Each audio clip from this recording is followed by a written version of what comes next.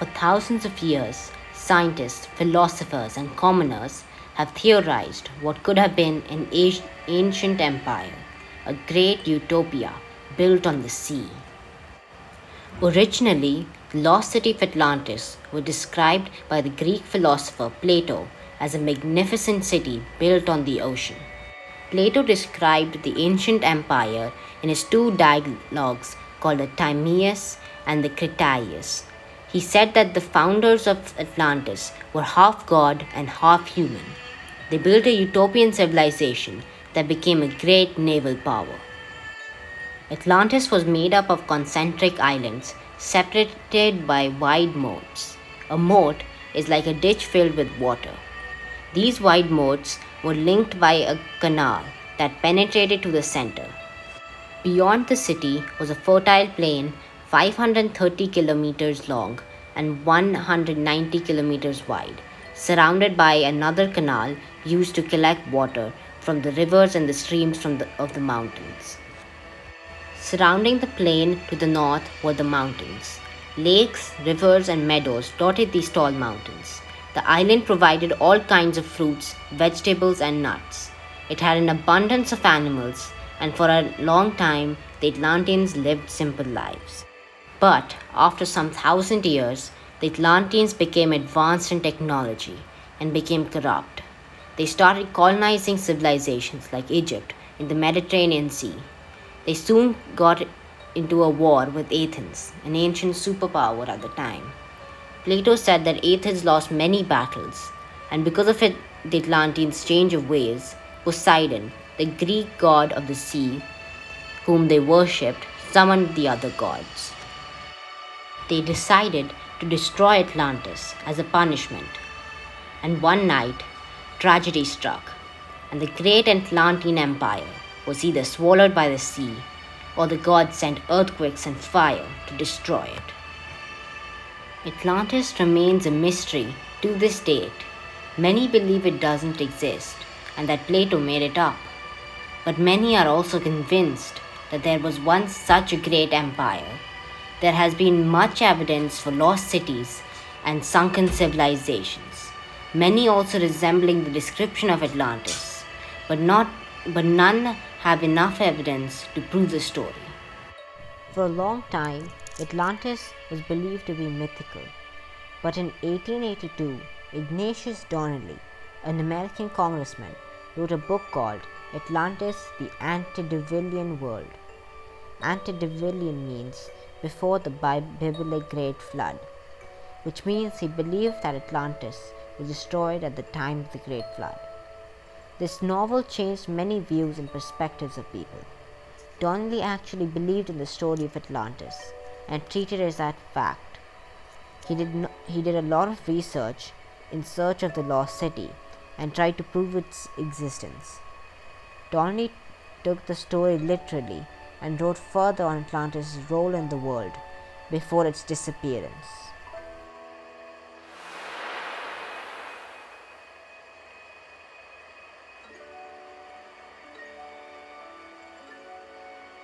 One of the theories suggests that Atlantis was a mid-Atlantic continent that suddenly sank into the ocean. This could be true, as Plato describes Atlantis as larger than Libya and Asia Minor put together, located in the Atlantic Ocean beyond the Pillars of Hercules, which we assume to be the Strait of Gibraltar. The second one says Atlantis was swallowed up by the Bermuda Triangle. The Bermuda Triangle, the lost city of Atlantis, sparked the most interest among theorists. One theory suggests that the mystery about Atlantis and the Bermuda Triangle are one and the same. The theory says that Atlantis sank in the sea because of the Bermuda Triangle. If you didn't know, the Bermuda Triangle is the name of an area in the Atlantic Ocean where many ships and planes have disappeared. It is unknown how this happens, but it makes theorists believe that Atlantis sank under the ocean because of this. There have been many incidents of floods, volcanic eruptions, and earthquakes in history. Could Atlantis be based on an actual incident like this? 17 miles north of Crete, an island in Greece, is an island named Santorini in the Aegean Sea. A highly advanced society called the Minoans lived here. See, the Minoan civilization was near a volcano called Thera, which is one of the dangerous places on Earth. In 1600 BC, this volcano erupted, which also caused tsunamis, and it's likely the Minoan civilization didn't survive this catastrophic event and died in the sea. Plato, who lived in Athens, not far away from Santorini, could have easily heard of the story of the sunken civilization and wrote his story on Atlantis inspired by it. Another theory is that Atlantis was actually a much more temperate version of what is now Antarctica. The fifth theory presumes the story of Atlantis was a mythical retelling of the Black Sea flood. And the last one says that Atlantis never existed. Plato's account of the lost kingdom of Atlantis was fictional to illustrate the glory of his own city, Athens, to explain how a government should work.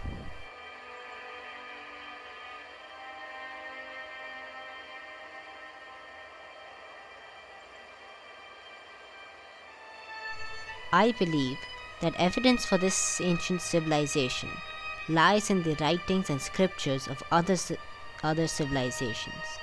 One story that all kinds of civilizations all over the world talk about is the Great Flood. The Great Flood is a children's story in the Hebrew Bible that is probably the most famous flood myth in Western culture. But the myth takes a lot from the flood myths from Mesopotamia. The Great Flood stories are of a great flood sent by the deities to destroy a civilization. Sounds familiar? That's exactly what Plato said about Atlantis. Though this still doesn't prove the existence of Atlantis, considering some don't believe in the story of the Great Flood and Noah's Ark. But I'm about to change views for you.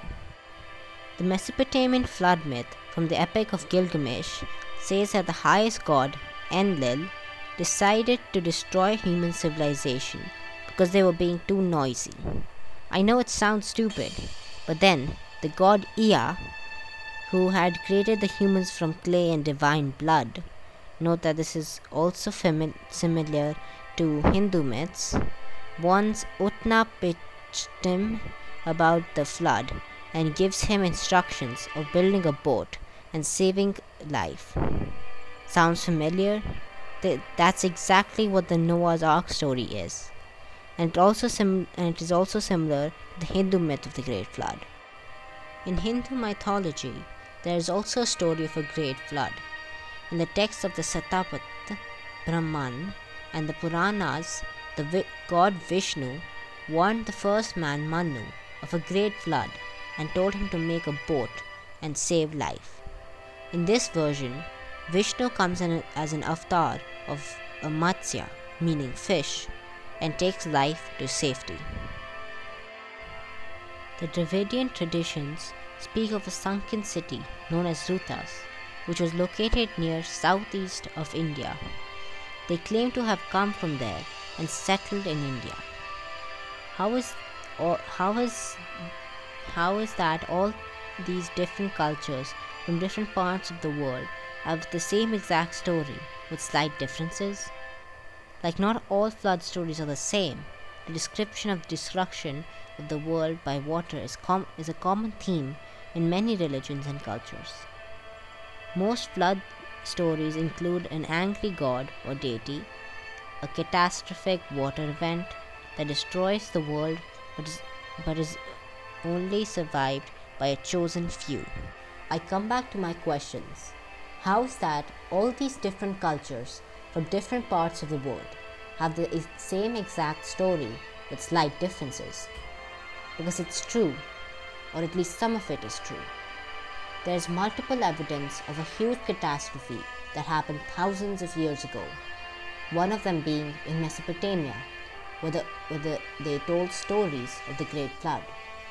During 1928 and 1929, several archaeological excavations were done in two Mesopotamian cities, Ur and Kish.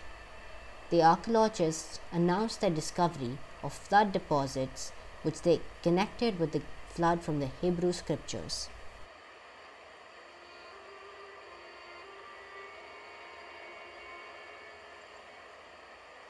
The Dravidians speak of a sunken city called Rutas. They say that they were survivors of a great catastrophe, the Great Flood maybe, and landed in India. There is also a lot of evidence that suggests that the Dravidians first lived at the Indus Valley civilization before the Aryans came. The excavation sites at Mohenjo-daro and Harappa have ancient Tamil type writings, and the well planned and advanced technology used to build the city is very impressive. It is believed that the Aryans came from Europe. The Dravidians went to the south of India. The most essential thing for a settlement in any part of the world is a river.